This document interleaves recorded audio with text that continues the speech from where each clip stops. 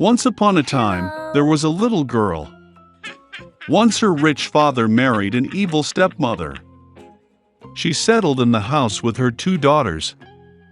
Their faces were beautiful and white, but their hearts were evil and cruel. And then came a difficult time for the poor girl. From morning until late in the evening, they forced her to do dirty work, carry water, heat the stove, cook food, wash dishes, and do laundry. And besides, the half-sisters did their best to upset her as much as possible. They mocked her, poured peas and wheat into the ashes, and she had to sit and pick them out. In the evening, when she was tired of work, she had to go to bed not in bed, but on the floor, next to the stove. And because she was always in ash, dust, and dirty, the sisters called her Cinderella. But then it happened one day that the king started a feast, which was supposed to last for 3 whole days, and called all the beautiful girls of the country to the holiday so that his son could choose a bride for himself. When the 2 named sisters learned that they, too, could come to the feast, they instantly began to dress up and preen. Cinderella also wanted to go dancing, but her stepmother did not let her go, because she had no dress or shoes, and she was dirty. And then the evil stepmother poured a bowl of wheat into the ashes and said that if Cinderella collected it in 2 hours, then she could go with her sisters. Cinderella went out into the garden and cried. And then 2 white doves flew in, followed by a whole flock of different birds. They swooped down on the ash and began to peck, and so they chose all the grains in a bowl. In less than an hour, they finished their work, and everyone flew back. Cinderella brought a bowl to her stepmother, began to rejoice, thinking that she could go to the feast. But her stepmother would not let her in any way. She turned her back on Cinderella and hurried with her 2 daughters to the ball. When there was no one left at home, Cinderella sat down on the floor and cried with grief. And then 2 white doves flew in, followed by a whole flock of different birds, and they threw off their dress and shoes shiny and all in gold. She quickly put on this dress and came to the bride. They saw her stepsisters and stepmother and thought that it must be some strange princess, she was so beautiful in her golden dress. It never occurred to them that it was Cinderella. The prince came out to meet her, took her hand, and they began to dance. And he liked Cinderella so much that he did not want to dance with any other girl. She danced until the evening and wanted to return home, but the prince asked her to see her off. He wanted to know whose beautiful girl this is, and where she lives. But Cinderella ran away from him and climbed onto the dovecot. The prince ordered to destroy the dovecot, but there was no one in it. And nowhere near could he find his beautiful stranger. No one could have guessed that Cinderella was rescued by pigeons that took her home. The prince was upset and went to the palace with his head down. And suddenly he saw a shoe, lifted it up. It was so small and elegant and all of pure gold. The prince guessed that when Cinderella ran away from him, the shoe from her left foot remained on one of the steps. The prince was delighted and ordered to find the mistress of this shoe, and to whom it suits he will marry that one. The parents returned from the ball. They saw that Cinderella was asleep in her shirt on ash, and a dim light was on by the stove. Both sisters went to their rooms, hoping that tomorrow they would be lucky enough to put on the golden slipper. The next day, the prince came to their house, and said that everyone who wants to try on the shoe of his future wife should come out. 2 sisters came out, and the stepmother locked Cinderella in the house and did not let her out. The older sister tried it on a small shoe. The younger sister tried it on the shoe as great.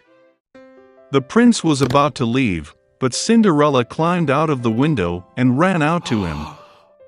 And she put on a shoe, and it just fit her.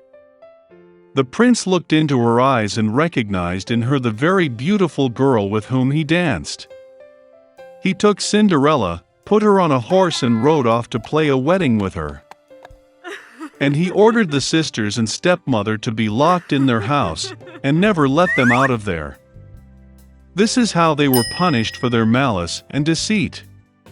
In one big city, two poor children lived in the neighborhood, Kai and Gerda, who loved each other like brother and sister. Parents allowed them to walk to each other on the roof to visit and sit on a bench under the roses. In the warm season, they spent all their time here, inventing different games, and in the winter they loved to sit by the warm hearth and listen to amazing stories that their grandmother often told them. Once, when the children were looking at a picture book, Kai felt something prick him in the eye and heart. These were the fragments of the mirror of the powerful lady, the Snow Queen. Since then, the boy's behavior has changed dramatically. He became angry, rude, and cruel. One day, Kai went tobogganing and never returned. When Gerda found out about Kai's disappearance, she cried for a long time. But she was sure that Kai was alive, so she decided to go in search of him. For a long time, Gerda walked through the forests, through the fields, and then she came across a wonderful house, buried in flowers. The hostess came out to her. It was an old sorceress in a large straw hat. The old woman really liked Gerda, and therefore she bewitched the poor girl and left her with her forever. Gerda forgot about the purpose of her journey and spent a lot of time playing in the wonderful garden of the hospitable hostess. Once she accidentally saw a rose and remembered Kai, and immediately waking up from the magic, went on the road. On the way, Gerda met a big smart raven. He told the girl that he knew a princess who was about to get married, and her fiancé looked very much like Kai. The raven agreed to take Gerda to him. Once in the palace, Gerda managed to see the future prince. Unfortunately, it was not Kai. The princess, having heard the sad story of the girl, presented her with a golden carriage with a coachman and servants, as well as shoes, a muff, and a wonderful dress. And Gerda hit the road. In the dark forest, the sparkling carriage immediately caught the eye of the robbers, who immediately attacked it. The robber took Gerda prisoner. She took Gerda to the robber's castle to show off her menagerie, which contained forest pigeons and reindeer from Lapland. Hearing the story of her captive, the robber took pity on her and released her along with the reindeer in search of Kai. The reindeer brought the girl to the old Lapland woman, who warmed and fed the exhausted girl. She wrote a few words on a dried cod to her friend Finn, who lived near the Snow Queen's palace, asking to help the girl. She explained to Gerda that the reason for Kai's bad behavior was the fragments of the mirror that hit his heart and eyes, and he would never be the same if the ice was not melted by the power of a warm, loving heart. Gerda went to the palace of the Snow Queen alone. No one dared approach the house of the powerful mistress. She was very cold and scared.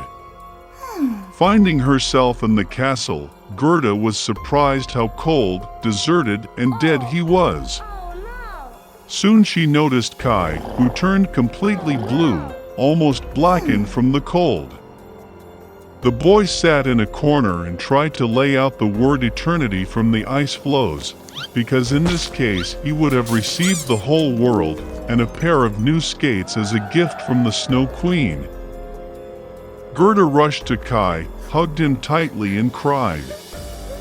With her hot tears, she melted the splinter stuck in the boy's heart. Having picked up, Kai also began to cry, and the second shard flowed out of his eyes along with tears. How happy they were to see each other! But there was no time for joy. They had to get out of the ice palace before the Snow Queen returned. When Kai and Gerda finally got out of the kingdom of the Snow Queen, they hurried home.